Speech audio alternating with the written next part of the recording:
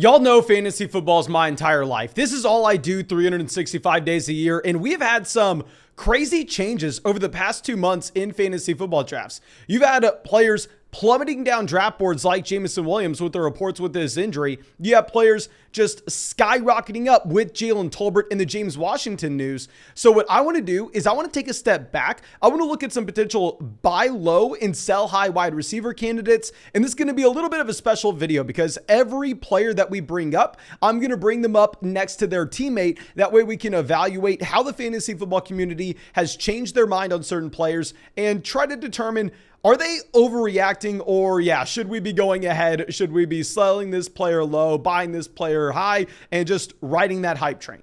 But before we get into it, please guys, make sure you go down there, drop a like on this video, subscribe to the channel if you have not done so already. Y'all know if we hit 90,000 subscribers before the season starts, we will go ahead. We will get a 24-hour live stream draft marathon. I don't know how I'll do it. I'll probably take pre-workout every other hour to stay awake, but it'll be a ton of fun. And let's dive into the first example we gave. Let's look at Amon-Ra St. Brown and Jamison Williams. And we're going to be looking at a RotoViz tracker of underdog ADP. So these are all real money fantasy football leagues. And all of these started after the NFL draft. So you knew what situation these players were in. And Amon-Ra St. Brown, Jamison Williams, has anything changed with these guys? And I almost want to make this video so I can go through and I can give you my updated takes on players, because Jamison Williams is the perfect example of someone that right after the NFL draft, the fantasy football community at large was severely overvaluing Jamison Williams. I mean, I definitely have my own questions with his prospect profile. I know a lot of people think he would have been the wide receiver one in this year's NFL draft if it wasn't for the injury that he suffered during the national title game with Alabama. Now, I will say, guys, no, he was never the wide receiver one in this year's NFL draft. I mean, if you're looking at Jamison Williams at Ohio State, this was a wide receiver that wasn't able to get on the field. He wasn't able to play over Chris Olave, Garrett Wilson. In their same exact situations, Garrett Wilson and Chris Olave dominated Jamison Williams, and that was the reason why he had to transfer over to Alabama. So I never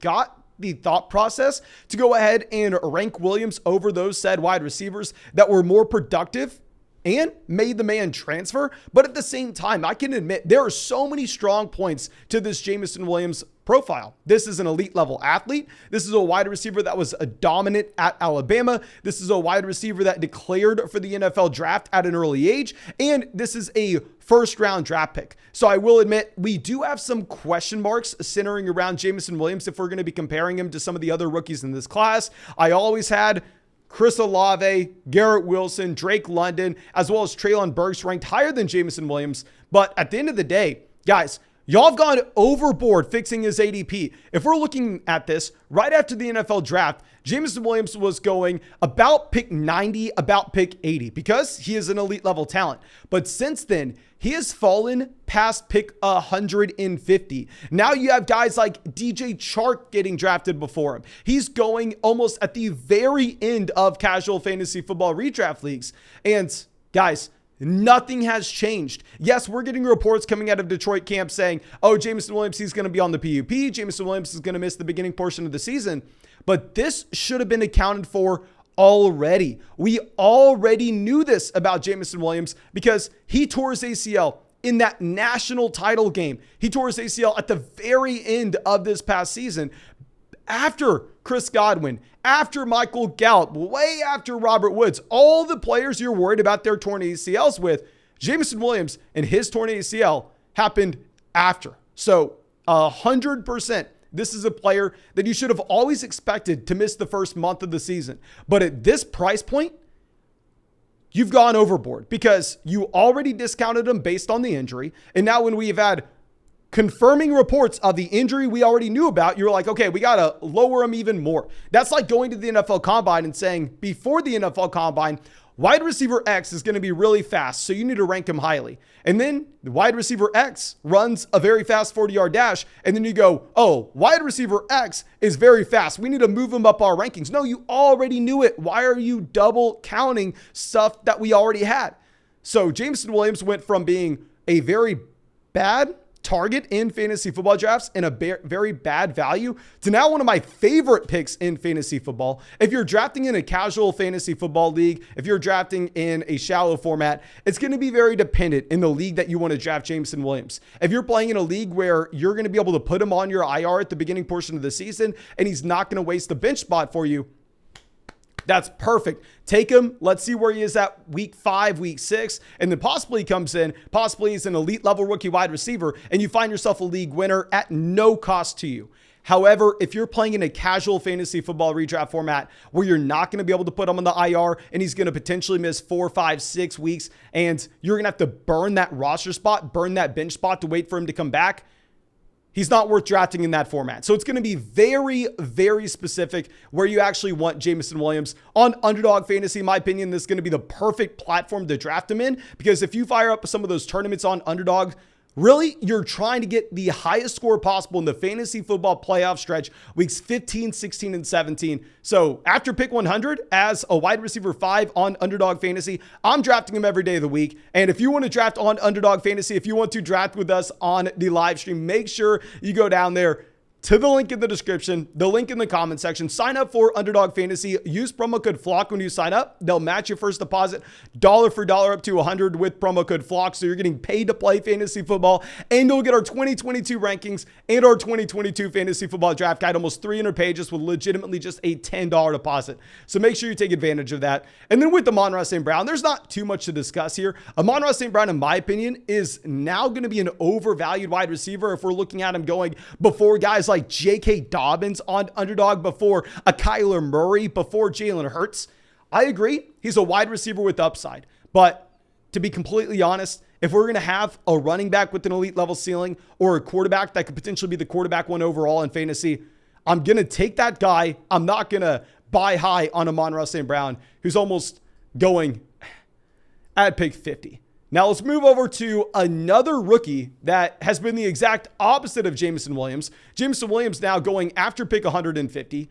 Here, Jalen Tolbert is about to crack the top 100 picks in drafts. Now, trust me, guys, I get it. Jalen Tolbert is in the perfect situation. He's with the Dallas Cowboys. We've already discussed this, but the Dallas Cowboys are an NFL team that just produces fantasy football points almost regardless. And the reason for this is since Kellen Moore took over as the offensive coordinator in Dallas, this is a team that tries every single season to be the number 1 team in the NFL in pace of play in game neutral environments, and also the number 1 team in the NFL in passing rate over expectation. That's the perfect offense, because we know just historically passing plays are going to be more efficient than running the ball, especially with fantasy football points, because if you throw the ball, you're going to get more plays off per game, more opportunity to score points, especially if you have a quarterback like Dak Prescott. This is what led the Dallas Cowboys to be the number 1 offense in the NFL in points scored last year. And with Jalen Tolbert, yeah, he's in a great situation.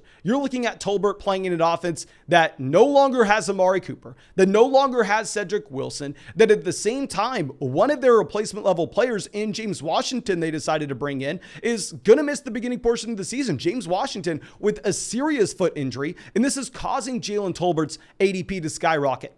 However, if we were going to compare this to Michael Gallup, in my opinion, the buy is Michael Gallup, and it's not even going to be close. We are looking at the difference between these two players when these contests first opened back in May, when we already knew that Jalen Tolbert was with the Dallas Cowboys, almost a 100 pick gap. Now, that's probably a little bit severe. Let's just call it a 70 pick gap, and I would say that June ADP is probably going to be more reflective, because Jalen Tolbert was definitely undervalued back in May. We can admit that based on this offense. But still, that June gap where you have Michael Gallup going about 3-4 rounds before Jalen Tolbert, in my opinion, that's almost how it should be drafted, because Tolbert at the end of the day is a wide receiver that came from a small school in South Alabama that, yes, was dominant, but he stayed all 4 years. If you're a 22-year-old player and you're going up against defensive backs in college that are going to be accountants next year, that are going to be car salesmen next year, yeah, you should be dominant. You should be able to put up a ridiculous amount of production. You're 22 years old. You're playing against an 18-year-old future accountant. Yes, that's expected. But if we're looking at Michael Gallup with his dominance he's had in his NFL career, Michael Gallup back in 2019, the year before they brought in CeeDee Lamb, and it was just him and Amari Cooper, Michael Gallup led the Dallas Cowboys in his second season in the NFL, playing alongside Amari Cooper in targets per game and receiving yards per game. So Michael Gallup is now being devalued. He's fallen about 3 rounds despite the situation getting better with the James Washington injury, because people are realizing, hell, Michael Gallup tore his ACL after Chris Godwin. But if we're looking for that elite level ceiling during the fantasy football playoffs, Michael Gallup is the perfect guy to draft. Going right back to what we were discussing earlier in terms of if you're playing in that casual redraft format and you need to waste a roster spot on Michael Gallup for him to get healthy, you can't put him on your IR. Probably not the spot to draft Michael Gallup, but if you can put Gallup on your IR and bring him back in week 4, that's going to be perfect. Now let's go ahead. Let's move to, in my opinion, just the craziest thing you'll ever see. Romeo Doubs, a week from now, may be drafted before Christian Watson. Now, I understand, Doubs, yes, he had his fans before the NFL draft even happened. But if we just take a step back, I don't even want to talk about the athletic profile of Christian Watson. Obviously, from a size-adjusted athleticism standpoint, Christian Watson is freaking off the charts. Like, Christian Watson was an elite level athlete. To be completely honest, that's not super predictive of fantasy football points at the wide receiver position. I mean, athleticism 100% correlates to fantasy success at running back. At wide receiver, what we want to see in college instead is we want to see production in the context of your offense. We want to see the percentage of receiving yards you are accounting for compared to the other competition around you. And at the same time, we want to see you break out at an early age. We want to see you declare for the NFL draft. And a lot of people that are into metrics in fantasy football aren't massive fans of Christian Watson because they look at the fact that Christian Watson stayed all 4 years in college. I mean, Christian Watson's a very old rookie. Historically speaking, that's not going to be great for his profile, but there's a reason for it. I know everybody wants to say, oh, you can't say Zamir White's bad because he stayed 4 years at Georgia. He had COVID. No, guys, the only player, in my opinion, that is going to get the COVID pass for staying an extra year in college this year is going to be Christian Watson. And that's because in 2020, he had to play.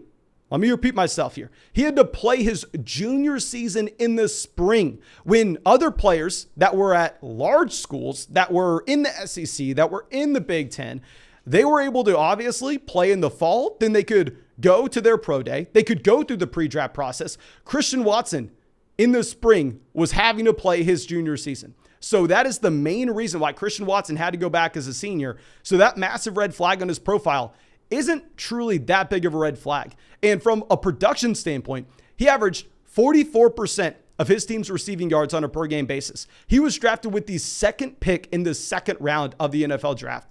So I know with the injury to Christian Watson, his ADP is falling. He's going from a player that was going inside the top 100 picks to now outside the top 125. Romeo Doubs is going from a player that was undrafted to now, probably by the time this video comes out, is going to be drafted neck and neck with Christian Watson. It's crazy. Romeo Doubs wasn't as productive as Watson, isn't the same athlete as Watson, doesn't have the same draft capital as Watson. I don't see why you would do this based on some training camp reports. Now, one thing that may really swing fantasy football drafts this year is going to be how you predict the target share breakdown for the Tampa Bay Buccaneers. Going right back to what we were discussing with the Dallas Cowboys, the Tampa Bay Buccaneers are an offense that really tries to just put out as many fantasy football points as possible. They try to push the pace of play, and at the same time, this will be the most pass-happy offense in the NFL with Tom Brady. And let's look at Russell Gage versus Julio Jones. Now, of course, Julio Jones in his ADP close to pick 200 a couple months ago. That's not predictive of the situation in Tampa. Nobody knew he was going to go to the Tampa Bay Buccaneers, so nobody was drafting him as if he was going to go to the Tampa Bay Buccaneers. So it makes a lot of sense of why Julio Jones would now be rising, and it makes a lot of sense of why Russell Gage would now be falling. I mean, with Russell Gage, he's getting the double whammy. Not only do you have Julio Jones coming over to Tampa, but at the same time, the drafters that I don't know why they were doing it, but they were, the drafters that were deciding to take Russell Gage in the 6th round, a big reason for this was the fact that they thought Chris Godwin would miss the beginning portion of the season. Well, Godwin's already back at practice. So what we've always said is that Godwin's not going to be put on the PUP. Some people were saying he's going to miss the first 8 weeks of the year. I don't know where they were getting that from. That's wrong. Okay, so you're getting the double whammy of Godwin coming back earlier than expected. I still think he misses the first 1 to 2 to maybe even 3 weeks, and Julio Jones coming into Tampa. So the question is, at what point do we go ahead and pull the trigger on Russell Gage? I would say with where he's been falling as of late, as a wide receiver 4, wide receiver 5 in your fantasy football drafts, that's going to be a fine price point for Russell Gage. And on the flip side of this, I cannot see Julio Jones pass Russell Gage in ADP because they decided to pay Russell Gage $30 million to come to Tampa. If you look at that massive contract, and if you look at the decline that we've had from Julio Jones over the past 2 seasons, I am betting on Russell Gage to be the wide receiver 3 for the Tampa Bay Buccaneers. I think if you can get him as your wide receiver 4 in fantasy football drafts, that's going to be fine because he should be startable in weeks where Chris Godwin misses. And I still will say the same thing I've always said. Godwin's probably going to miss the first, 2-3 weeks of the season. And there, Russell Gage could be a top 24 wide receiver, maybe a sell-high candidate. And if there were a serious injury to Mike Evans or Chris Godwin, obviously Gage is an every week starter.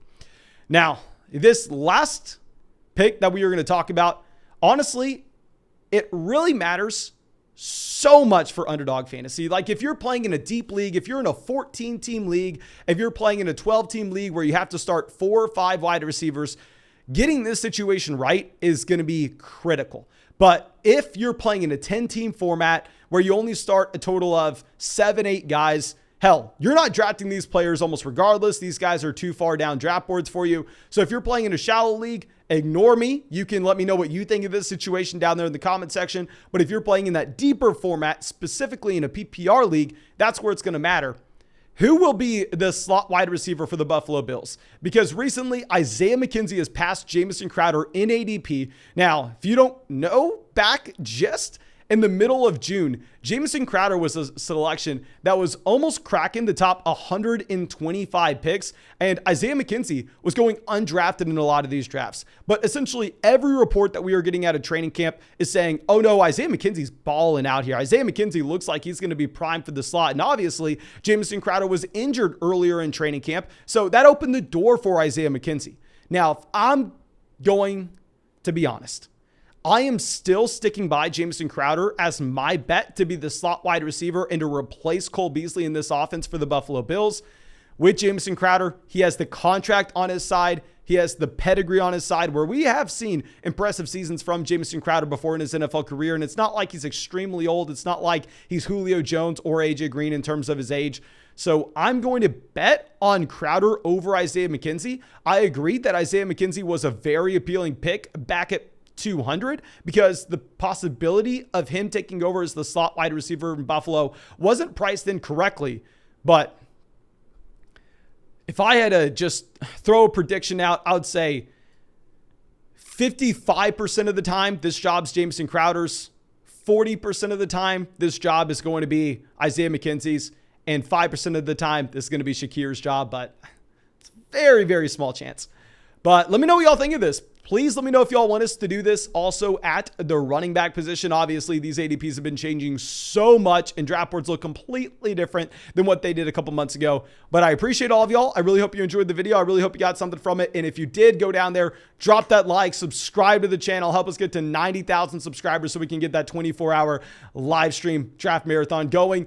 And at the same time, if you want to draft with us on a live stream, which we do every single night, 3 or 4 fantasy football drafts, make sure you go to the link in the description, link in the live chat. Go sign up for Underdog Fantasy. Use promo code FLOCK when you sign up, and they'll match your first deposit dollar for dollar up to $100. You'll get our 2022 fantasy football rankings. You'll get our 2022 fantasy football draft guide. Literally a $10 deposit.